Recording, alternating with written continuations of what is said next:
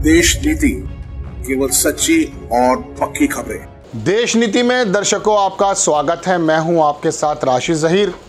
इस समय जिस वक्त मैं ये वीडियो बना रहा हूं, कर्नाटक में वोटिंग चल रही है। तकाजा तो टीआरपी का ये है कि मैं आपसे कर्नाटक के चुनाव के बारे में बातें करता रहूं।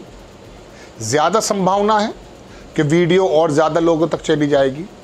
लेकिन कर्नाटक चुनाव के दौरान मणिपुर की जो मेरी कौम है, उन्होंने कहा कि मणिपुर जल रहा है।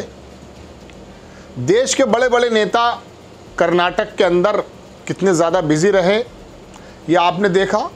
हालांकि विपक्ष के नेताओं ने, अरविंद केजरीवाल हो या कांग्रेस हो या ममता बनर्जी हो, मणिपुर के बारे में चिंताएं जताईं और उससे कंसर्न जो भी बात हो सकती है वो आपके सामने कही।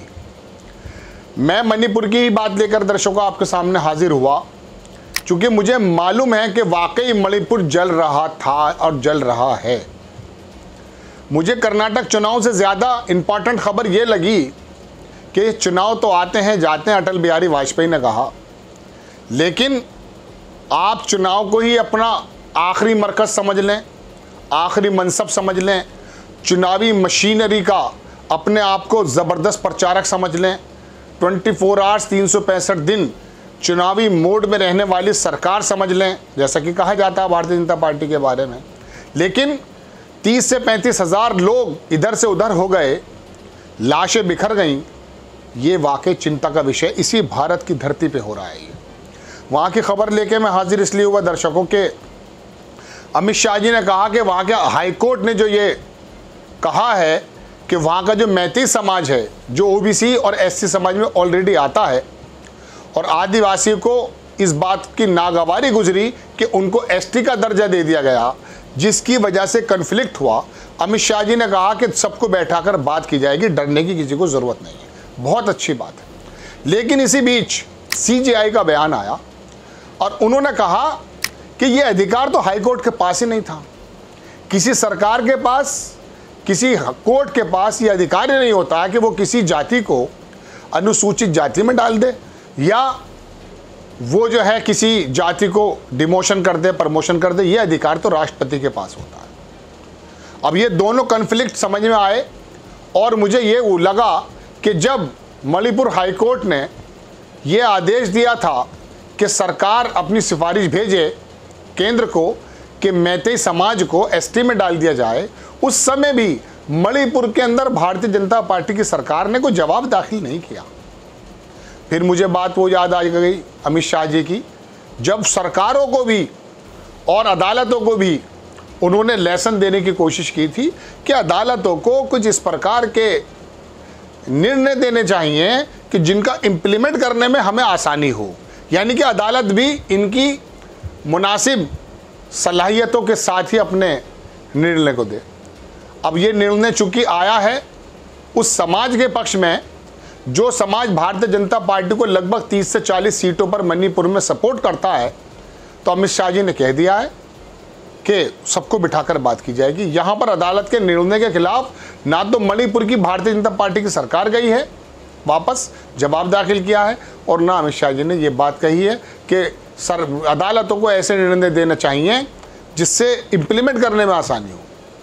थोड़ी लंबी भूमिका बन गई, मैं आपको थोड़ा थोड़ा विस्तार से समझाता हूँ। बीबीसी ने छापा कि मणिपुर पर अमित शाह का ये बयान और जस्टिस चंद्रचूड़ ने जो कहा,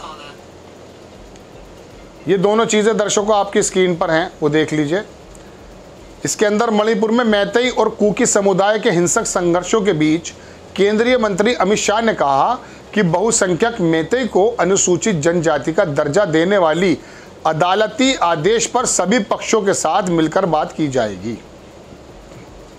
बहुत लंबी रिपोर्ट है दर्शकों, मैं सिर्फ छोटी छोटी आपको बताना चाहता हूं। मणिपुर सरकार के सुरक्षा सलाहकार कुलदीप ने द हिंदू से राहत शिविरों में 35,000 लोगों में से 20,000 को सुरक्षित उनके घरों तक पहुंचाया जा चुका है। अब 15,000 लोग इन कैंपों में रह रहे हैं। इतना बड़ा पलायन, इतना बड़ा कहता हूँ डिस्टर्बेंस देश के एक स्टेट में हो जाता है, लेकिन सरकारें कर्नाटक चुनाव के अंदर बिजी रहती हैं। प्रधानमंत्री जी हों, हमारे अमित शाह जी हों या बाकी, मैं तो कहूँगा कि विपक्षी लोगों को भी उस पर ध्यान देना चाहिए। यह है वहाँ की स्थिति। अब आगे देखिए दर्शकों, कोर्ट का निर्देश क्या है। मणिपुर हाईकोर्ट ने 27 मार्च को राज्य सरकार को यह निर्देश दिया था कि वो मैतेई को अनुसूचित जनजाति की सूची में शामिल करने के लिए अपनी सिफारिश दे। कोर्ट ने कहा था कि राज्य सरकार 4 हफ्तों में इस प्रस्ताव पर विचार कर लेने को कहा था। हालांकि अंतिम फैसला केंद्र का होगा, लेकिन मौजूद 34 अनुसूचित जनजातियों ने कोर्ट के इस प्रस्ताव का विरोध किया। राज्य में इन जनजातियों की 41% आबादी है। ये पहाड़ी इलाकों में रहते हैं। कोर्ट ने इस निर्देश के बाद 3 मई को चुरचांदपुर में एक ट्राइबल सॉलिडेरिटी रैली निकाली। इसके बाद राज्य में हिंसा भड़क गई।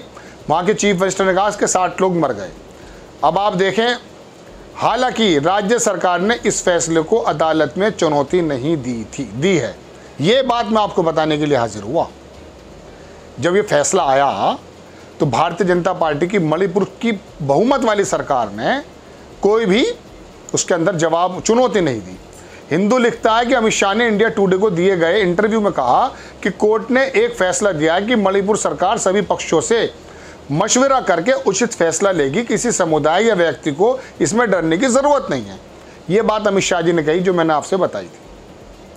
अब मैं आपको थोड़ा सा कोर्ट का पक्ष बता देता हूँ कि द हिंदू की एक दूसरी खबर में अनुसूचित जातियों की लिस्ट में नए समुदाय को जोड़ने या हटाने के संबंध में देश के चीफ जस्टिस DY चंद्रचूड़ की टिप्पणी का जिक्र किया।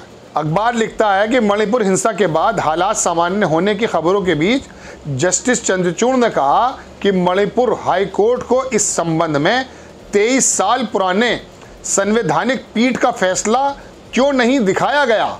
इस फैसले में कहा गया है कि कोई भी अदालत या सरकार अनुसूचित जनजाति की लिस्ट में कुछ जोड़ने या घटाने या उसे संशोधित करने का अधिकार नहीं है। जस्टिस चंद्रचूड़ ने अपनी मौखिक टिप्पणी में कहा कि हाई कोर्ट के पास अनुसूचित जाति की लिस्ट में संशोधन का अधिकार नहीं है। बहुत ध्यान से सुन लीजिएगा, यह अधिकार राष्ट्रपति के पास है, वो किसे अनुसूचित जाति या जनजाति का दर्जा दें। यह है दर्शकों वो दोनों कॉन्फ्लिक्ट। कानून क्या कहता है, अदालत ने क्या कहा और सरकार की क्या जिम्मेदारी थी और CJI क्या कह रहे हैं।